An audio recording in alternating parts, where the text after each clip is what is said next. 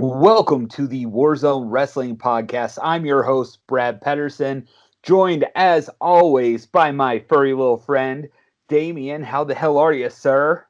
I'm doing really well, and for those of you seeing this for the first time in video format, we are on YouTube, baby. YouTube. YouTube, I tube, we all tube. Let's just, tube it.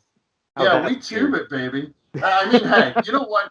We're tubular, all right? We're It, taking it all it's the way back to the 80s. it's summertime. We're tubing, man. Yeah, we're tubing right down whatever river you're near. Brad has three of them right outside his Got door. three.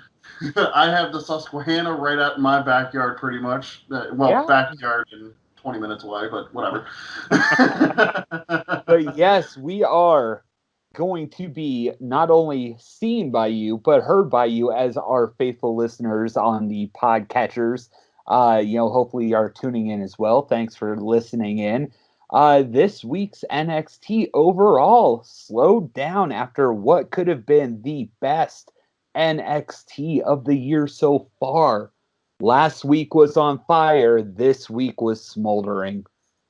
Yeah, it was like, last week we had a bonfire, and then this week was like right afterwards. The coals are still a little warm, but you still have to heat that some bitch back up. And that's kind of where we were at this week because there was a good beginning, a really good middle, and a really good end. And everything in between that beginning, middle, end, it was all filler, man. Yeah, it was a little bit of a tougher week.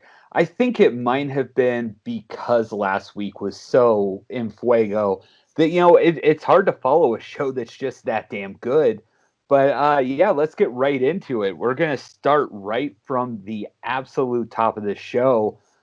This week, their cold opening was really fast as Adam Cole gets out to the Mhm. ring and basically says, "Hey, Samoa Joe, nice that you're here, but nothing's going to change. And I'm not picking an opponent."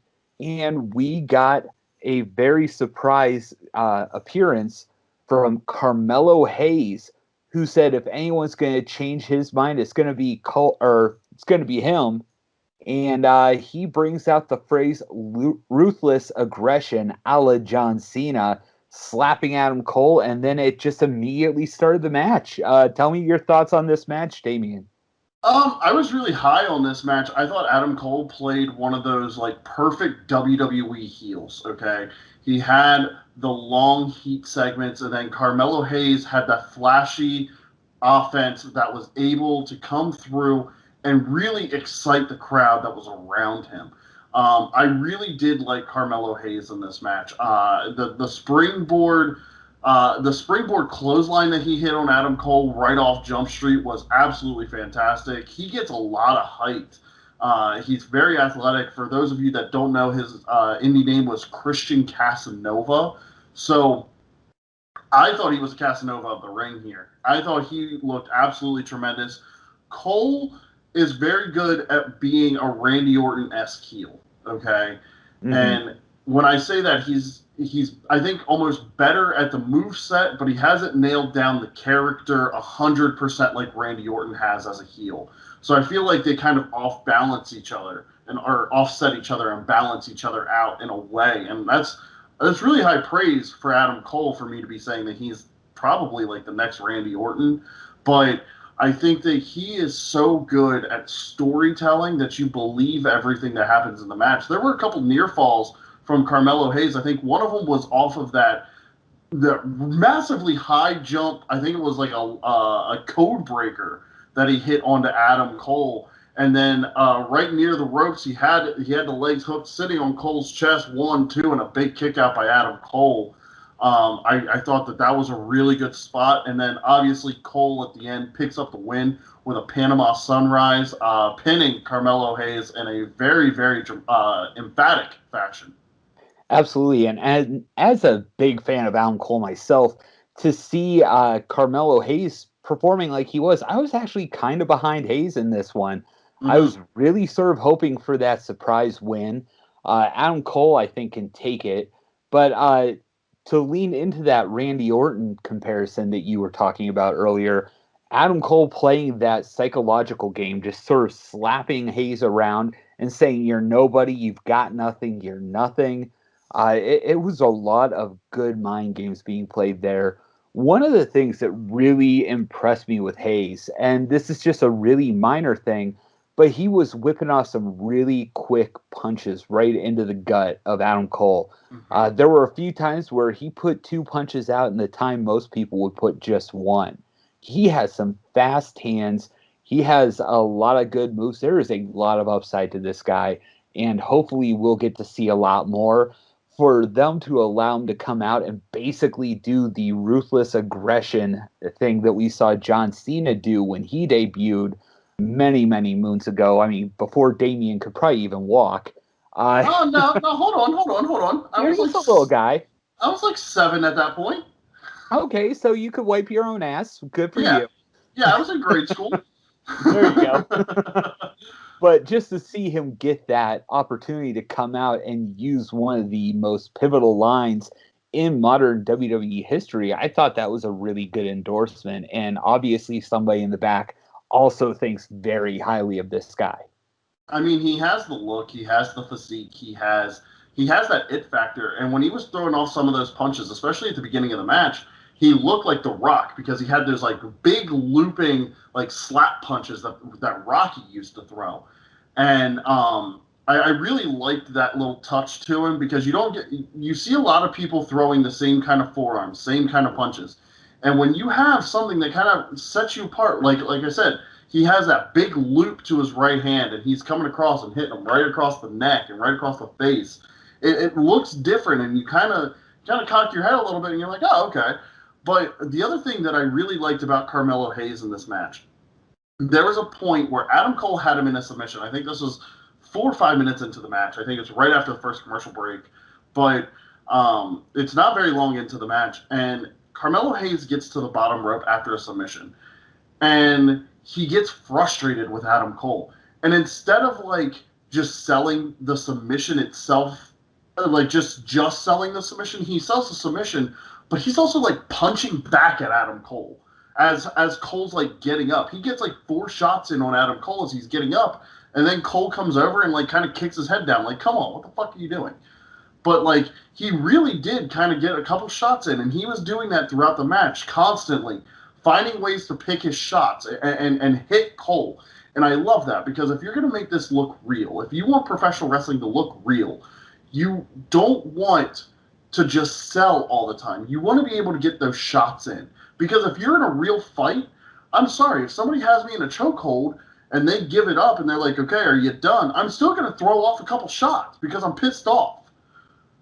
Absolutely, yeah. I mean, that's the thing. He's unique in the sense that a lot of wrestlers, especially I've noticed this with some of the newer people at NXT, they throw a punch like you would see a creator wrestler in a video game.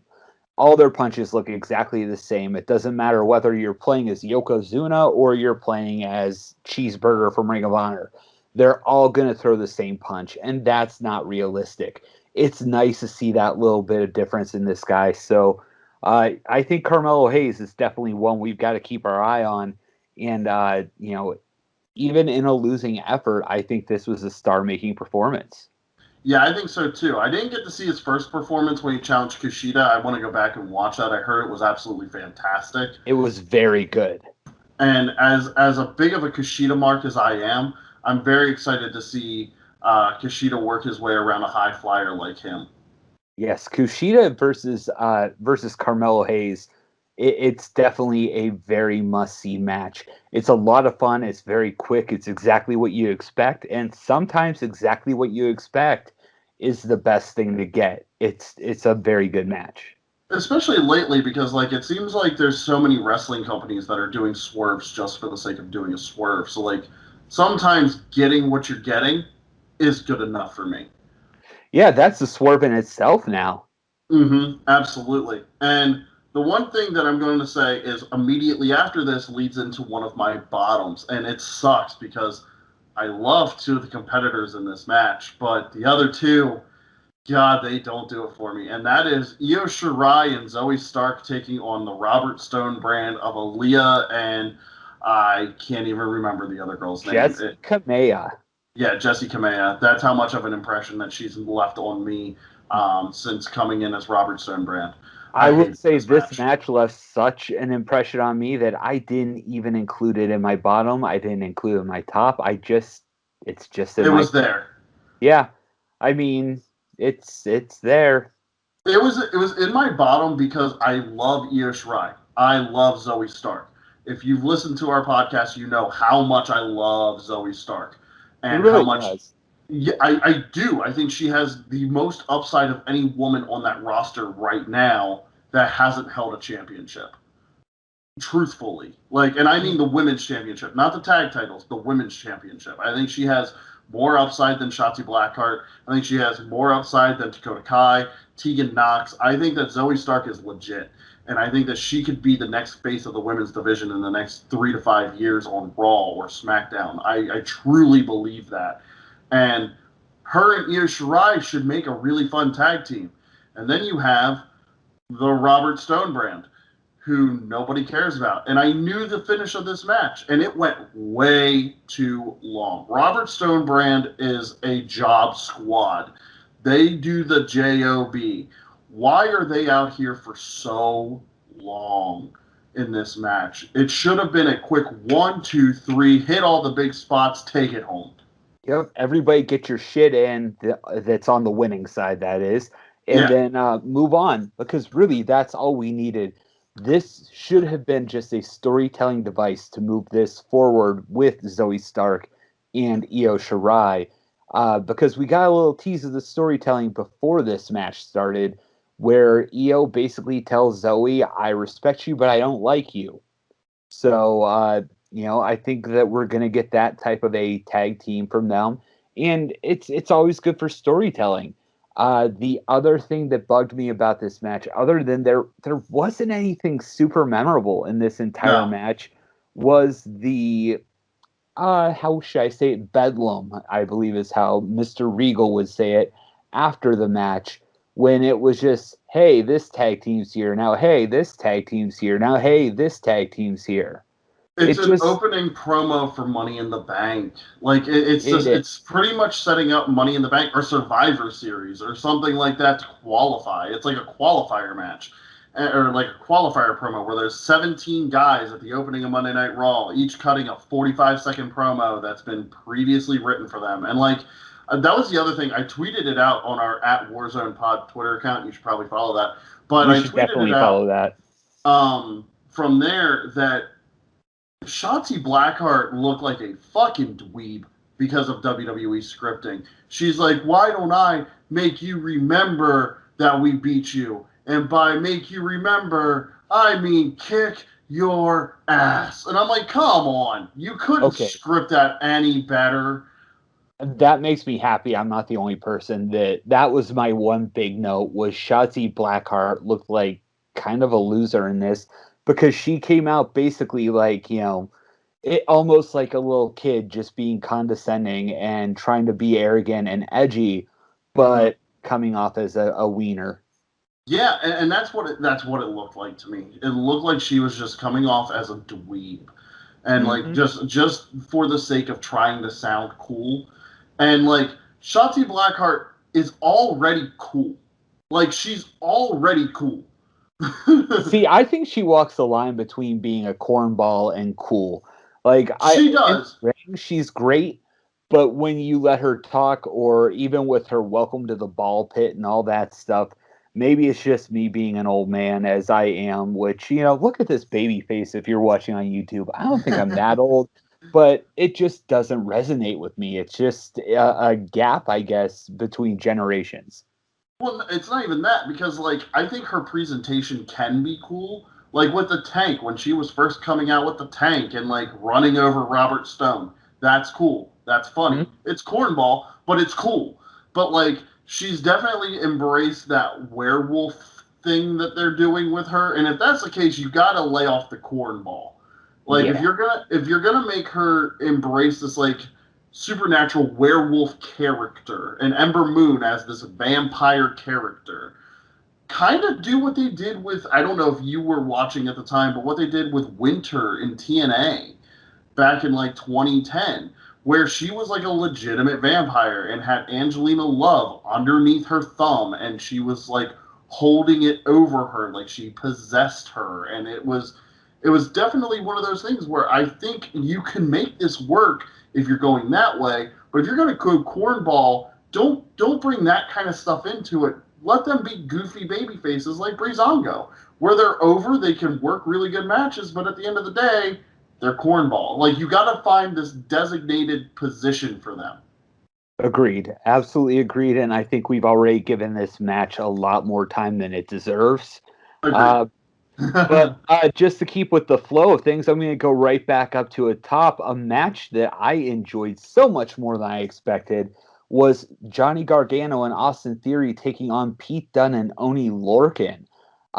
They came out, and before this match, and actually before the last match, there was a promo of Johnny Gargano basically saying, I need to be the next champ. This needs to happen. Austin Theory playing the Flavor Flav of the situation, being his hype man. And Oney Lorcan came out with Pete Dunne. Pete Dunne broke Austin's fingers, and then they went and bitched to Regal. And Regal basically said, we're going to get a match between the two of you tonight. Get ready. And off we went.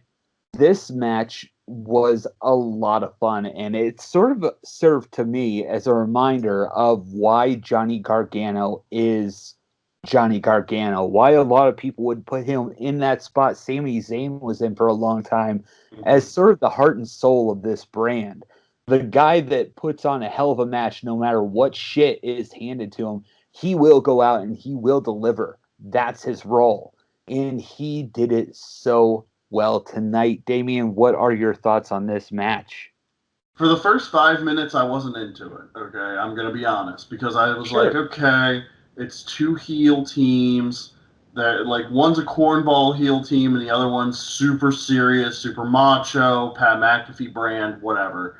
And then as the match went on, and Austin Theory was really in there, just selling his ass off. And I mean, selling his ass off. He was trying to make a mortgage payment on this one, because by God did they own his ass, and he was paying them.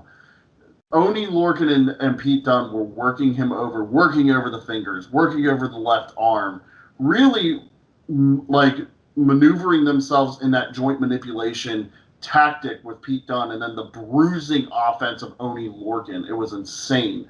And as we went through the first commercial break, I'm like, oh, this isn't going to be a quick match. And I thought maybe it would be. I thought maybe they'd get Johnny Gargano off the apron, or Karrion Kross would come out and Pete Dunne and Oney Lorcan would just kind of pick up the easy win. But they went through another commercial break, and I'm like, oh, we're going. Yeah. And we went for a ride. In the final 5 minutes, some of the best tag team wrestling we've seen in a while.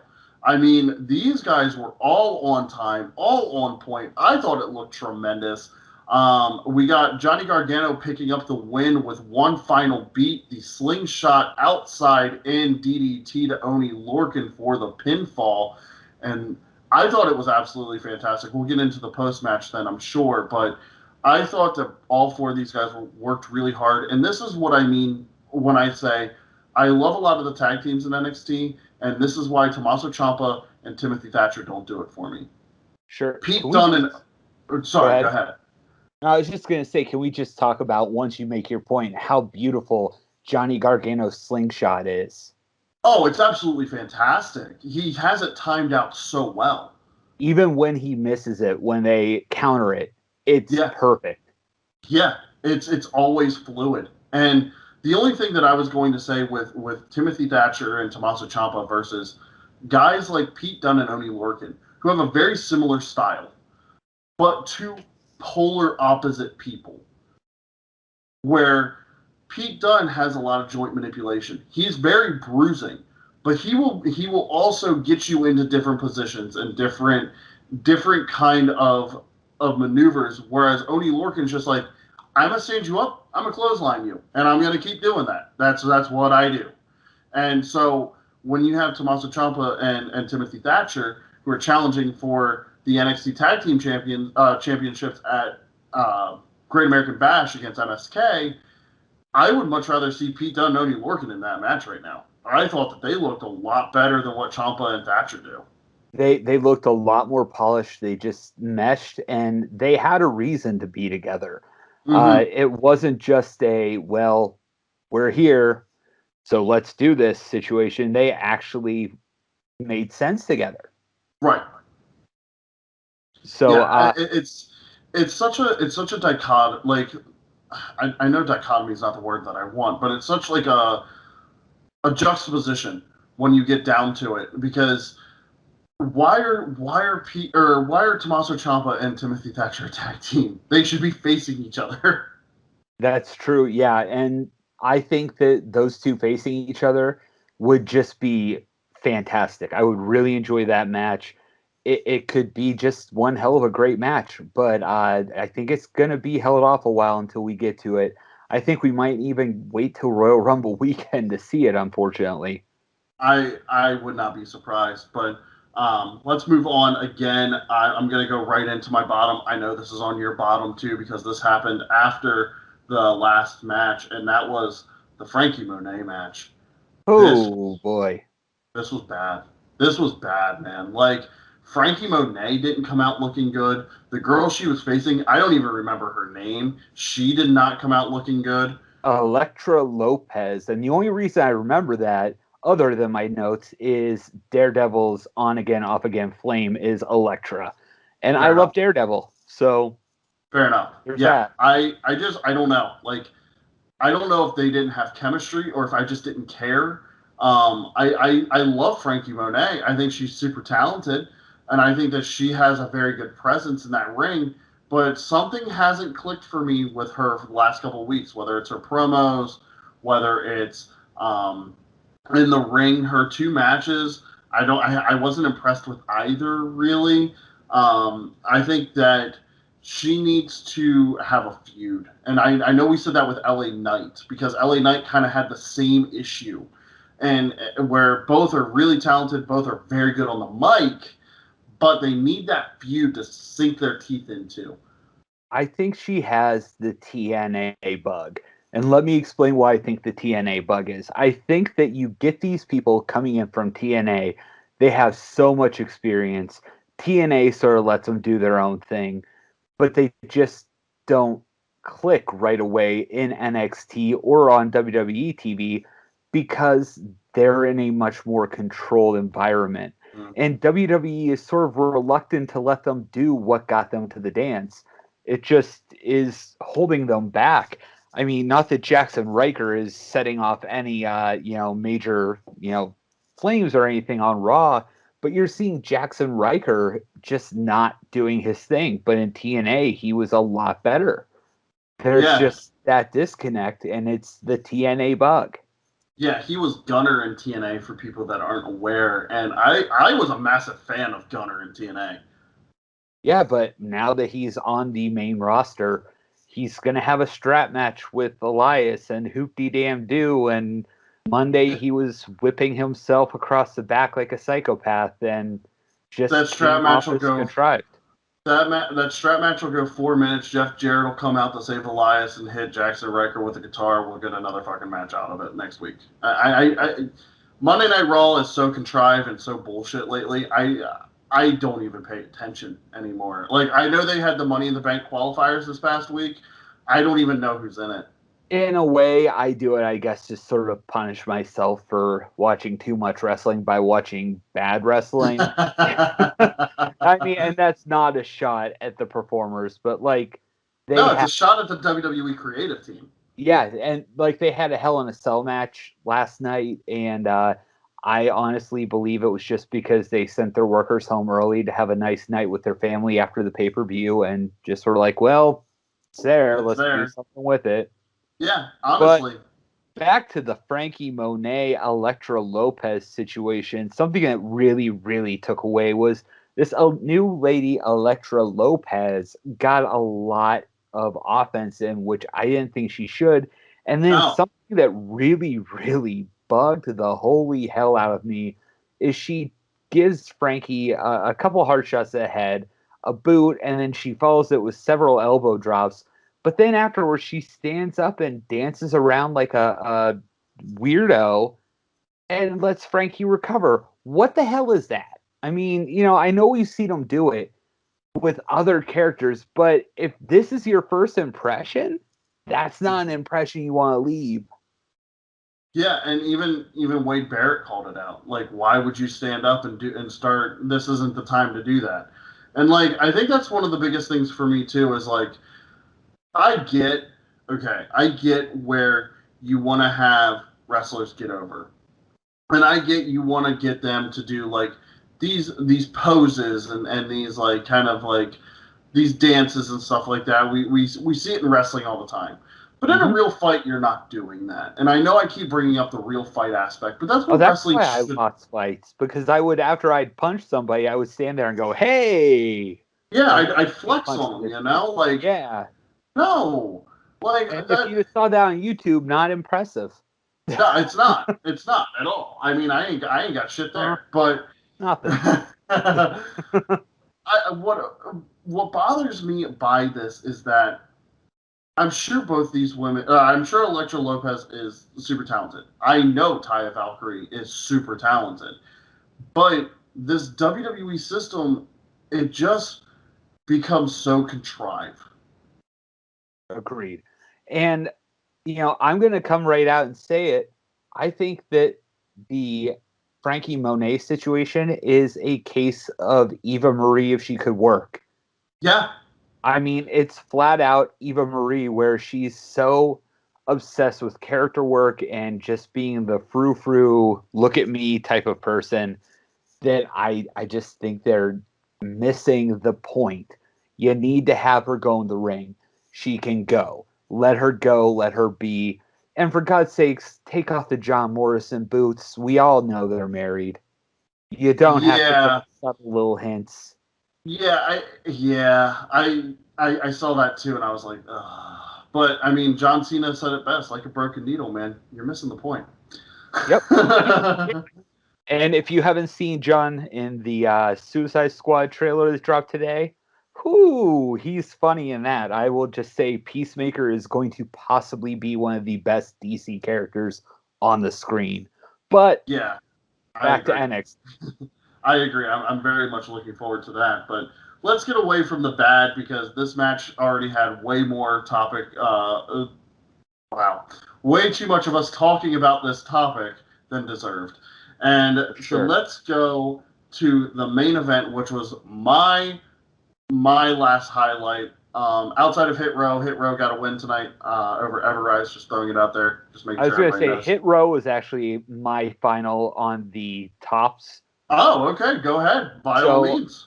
Yeah, and normally I'm not really into Hit Row, but I thought that it was great. It was a perfect squash match. They came out, they got their shit in, they got out. It was great. I mean, there's not much more that can be said other than it was great. And before NXT, I actually watched the season finale of WWE's Most Wanted Treasures, and to see Top Dollar / AJ Francis doing his thing there, then coming in and just whooping ass in the ring, it was a great way to pull it together. I did like that they were teasing a feud between Top Dollar and Bronson Reed, which we saw earlier today, where he said, you can't beat a Colossus. And I thought that was great. And, Top Dollar coming in and swinging and screaming in this match, just taking out Martel. Ashanti comes in with the long kiss goodnight kick, double team suplex cutter to win. And then once the match is over, Swerve comes in, gets a final shot in, and we're done. Yeah. That's it. It was a quick, straight to the point match. They're making Hit Row look absolutely dominant, which they need to be. And I think there's more big things on the horizon for Hit Row. Yeah, I think, and honestly, I don't think that they're teeing up the feud between Bronson Reed and Top Dollar. I think we're gonna see Swerve Scott and Bronson Reed taking the feud. I think we'll get a match between Top Dollar and Bronson Reed, which I'm here for. Don't get me wrong. Oh yeah, I think big hoss battle. I love it. Yeah, and also, I think probably the title of the episode, because if you haven't noticed, I'm taking quotes from NXT, and that's the name of the episode. Ha Behind ha. the curtain, kids. So I think the quote I'm taking, and I think you know exactly which one it We're is waiting. you're not even from North America. Top Dollar says that to Bronson Reed as he's walking away. And I was just like, that's a perfect line. That's such a perfect line. For our couple listeners abroad, they're gonna look at that and be like, "Why is Damien being a dick? What's I, wrong with him?" I'm not even being a dick. It's just funny. Oh yeah, yeah, it was great.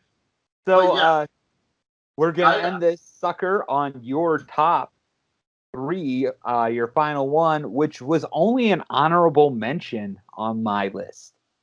so the reason that this ended up being my top three and not my honorable mention is because God, I love this style of wrestling. I love just submission, exchange, catch as catch can, Muay Thai, MMA, judo infused wrestling, and this is all it was. It was just counter for counter, strike for strike, no high flying flippy dippy shit.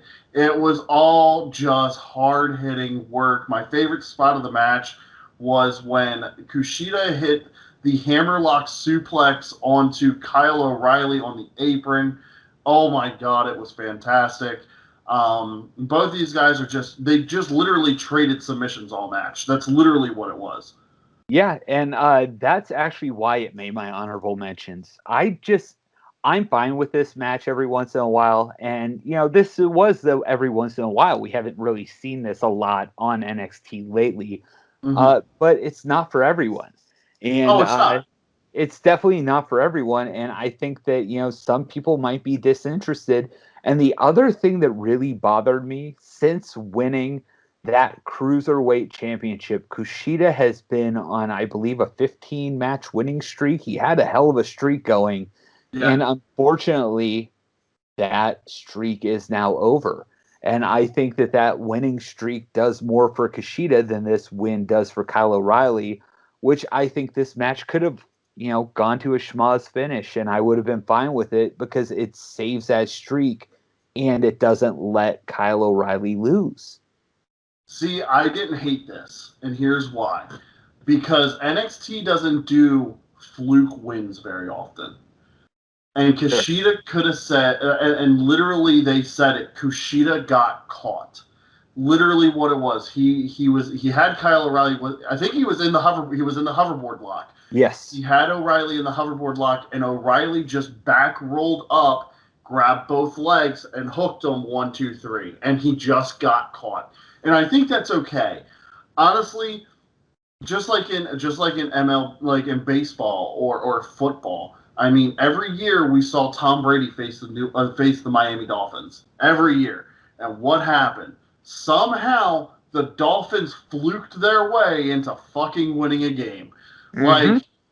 like the Miami Miracle. Like flukes happen in sports, and like with wrestling, I feel like sometimes you need to remind fans flukes happen, and They that do.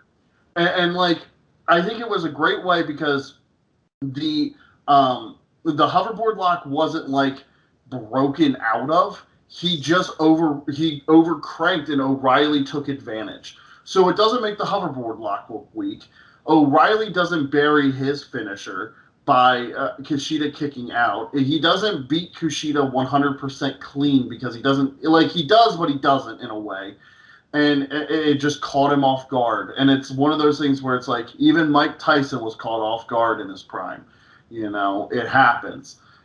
So I don't hate this finish. I actually kind of liked it because Kushida, as good as he is and as much as I love him, he's not the main focus right now. You started Sure. and ended the show with the same angle pretty much, and that is Adam Cole and Kyle O'Reilly. They're your bigger stars. Push your bigger stars. That's okay with me. That's okay with me.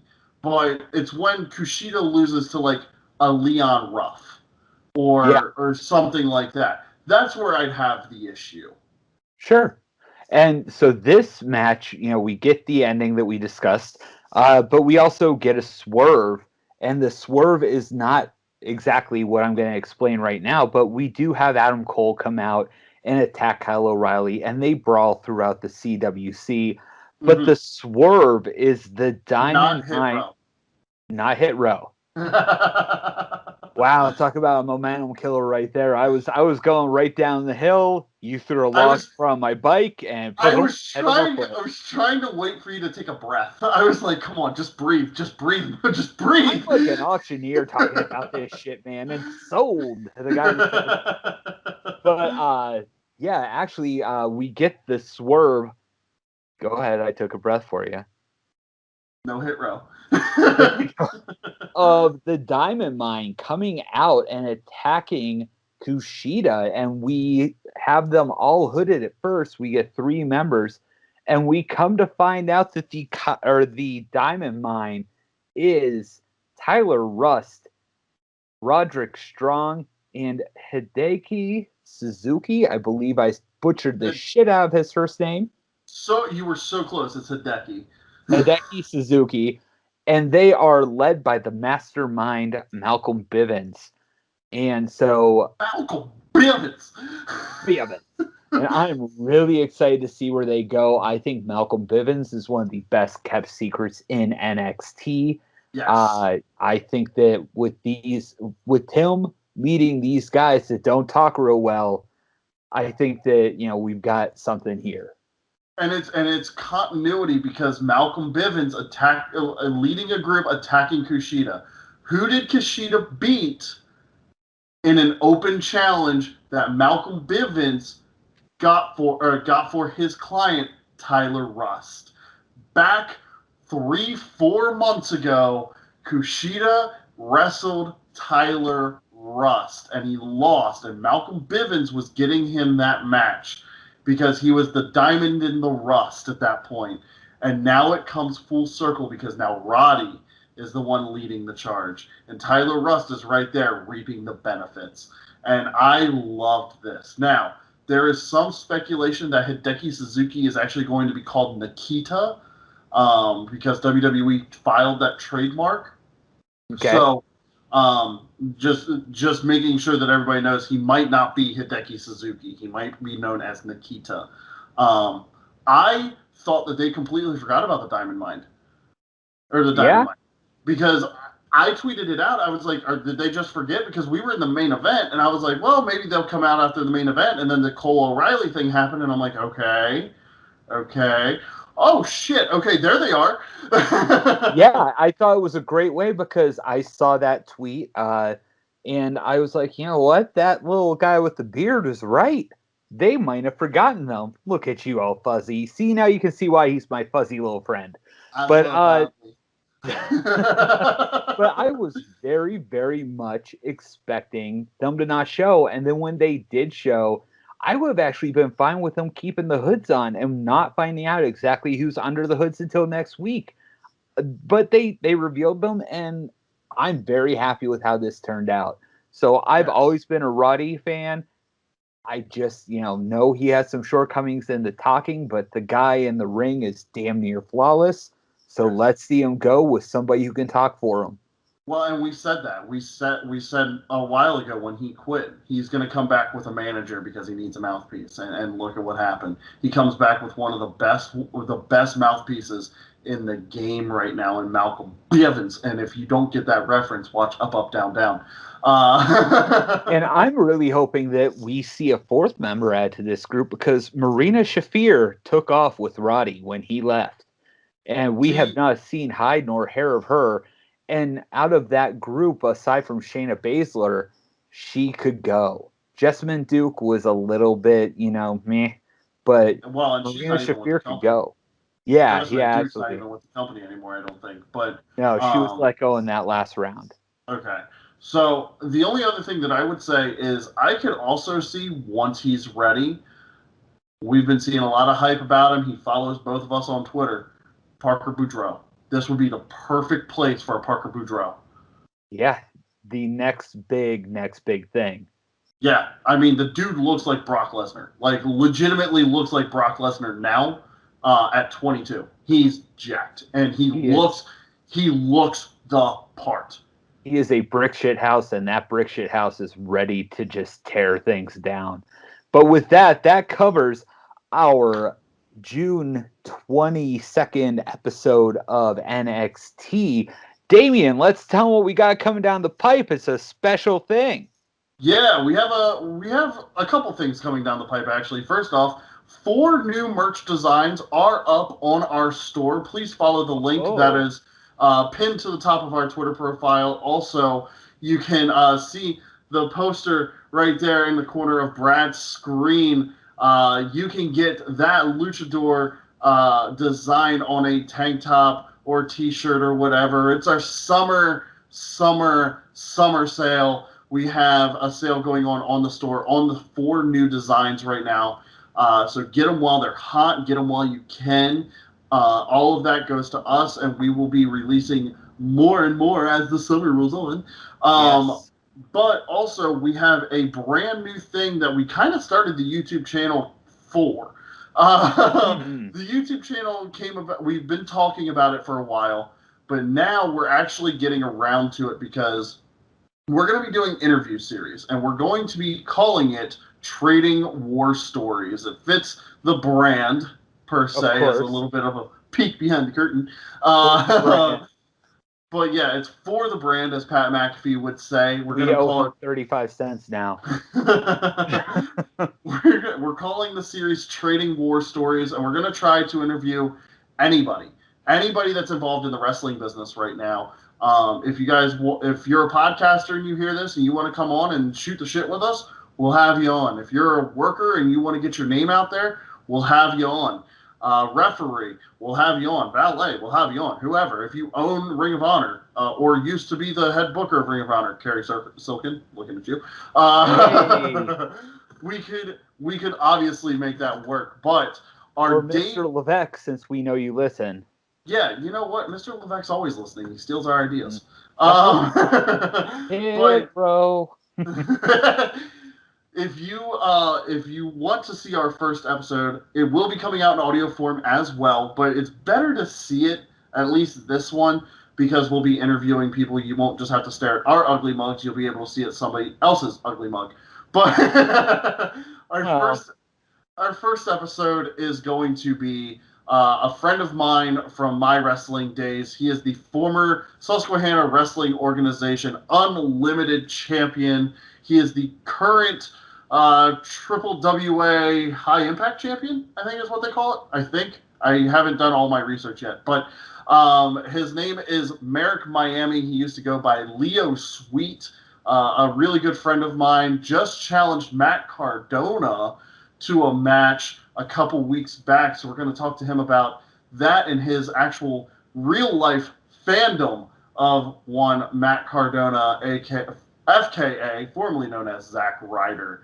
And we have a couple other ones that are coming down the pike. We can't announce them yet because they're just not set in stone. But once we know for a fact that they will be on, we will definitely announce them. So stay tuned to our Twitter handle, our Facebook page as well, the Warzone Wrestling Podcast as well. When you told me about,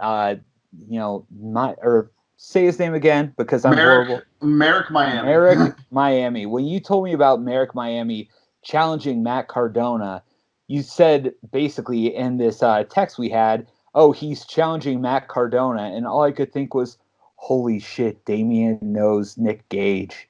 We're going to have Nick Gage on the podcast. He's going to kill us. Yeah, no, I would interview Nick Gage, but I'd also be afraid that I'm going through glass, and that's the one bump I don't want to take. I'll take a lot of bumps. Glass isn't one of them. But Nick Gage, man, the door's open. We'd love to hear from you. Absolutely. And one that I will tease, and I'm not going to give the exact name, but we will just have to say he is the world's sweetest man. And he will be joining us for a lovely talk about comedy and wrestling and all kinds of fun stuff. So you're going to have to just, follow at Warzone Pod on the Twitter machine or the Warzone Wrestling Podcast on Facebook. You can also follow me, the only, and I stress only, You can see it on my face if you're watching on YouTube. I'm really stressing that shit hard. The Yeah, he's only rubbing it verified in. member of the Hey Family Show. I am the only verified member of the. It's a shake weight, I know. No, it wasn't. It was rubbing it in like you're rubbing a knot out or something like that. Come on now. Oh my! Oh, hey. I actually wasn't trying to make any kind of lewd gestures. It looked like a shape weight move, is all I'm saying. Hey, I know a guy that wrestles that comes out with a shake weight all the time. Maybe we'll get him on. I like that I can keep this going, but guess what? I'm still the only verified member of the Warzone Wrestling Podcast. You can find me on the Twitter machine at Pedersen Reports, which is PEDERSEN Reports. You can also follow the third man in the booth when he is here, Sobes, at just_an_SOB, because he's just an SOB and he is Sobes, and we are happy to have him being a member of our team. Damian, put yourself over and take our asses home. Yeah, you can follow me at DMillerGames on the Twitter machine. Once again, the Twitter for the podcast is at Warzone Pod. Facebook page, Warzone Wrestling Podcast. The YouTube channel, just type in the Warzone Wrestling Podcast or find the link down below in the description. But before we get out of here, too quickly, I want to go over a couple new segments that came out with New Japan, and we're doing that at the end of the episode because a lot of people don't watch New Japan. So, well, a lot of our listeners don't anyway. Yeah. But they have announced for their U.S. Tour that they are doing Tag Team Turbulence. It's a tournament announced for their Strong show that airs on New Japan World, and they announced 8 teams. As Brad flexes on them. They have announced the return of the Good Brothers to New Japan for the first time in 5 years. That would be Carl Anderson and Doc Gallows. You have TJ Perkins, and Clark Connors making a team. Clark Connors, one of the young lions from the LA dojo. Yuji Nagata and Ren Narita. Ren Narita, one of the young lions from the Japanese dojo, one of the highlights of Best of the Super Juniors 2018, in my opinion. Then you have Fred Yehai and Wheeler Yuta, Kevin Knight and the DKC, West Coast Wrecking Crew. Then you have Violence Unlimited, Brody King and Chris Dickinson, and then finally Team Filthy, Danny Limelight and JR Kratos. The tournament will begin with a Road to Tag Team Turbulence episode on July 9th, and the first round will take place July 16th. Tournament ends July 30th, so make sure you tune in to New Japan World for that. And then also just a couple... July. Yeah, a lot in July. A lot in July for New Japan. They're coming back hard because not only that, over on the Japanese side of things, they have Kazuna Road presented by Godzilla vs. Kong. And a couple big matches are happening over there. This one taking place on June 23rd. It's actually today. It is happening currently, I think. Hey. You have the IWGP Junior Heavyweight Tag Team Championship match. Sho and Yo making their second defense, Roppongi 3K taking on El Phantasmo and Taiji Ishimori. And then you have the Summer Struggle in Sapporo on July 10th. The IWGP Junior Heavyweight title is on the line between El Desperado and Taiji Ishimori. You have on July 11th, Summer Struggle in Sapporo again. The IWGP Heavyweight Tag titles on the line. Challengers Sonata and Naito taking on Zack Sabre Jr. and Taichi, the Dangerous Tekkers. And finally, Grand Slam in the Tokyo Dome. That is July 25th, and that is being main evented by Kota Ibushi and Shingo Takagi, who is making his first defense of the World Heavyweight title there. So just giving you guys something to look forward to on the New Japan. So with that being said, we already did put ourselves over. Brad, take us on out of here. Thanks for tuning in, and we'll see you on down the road.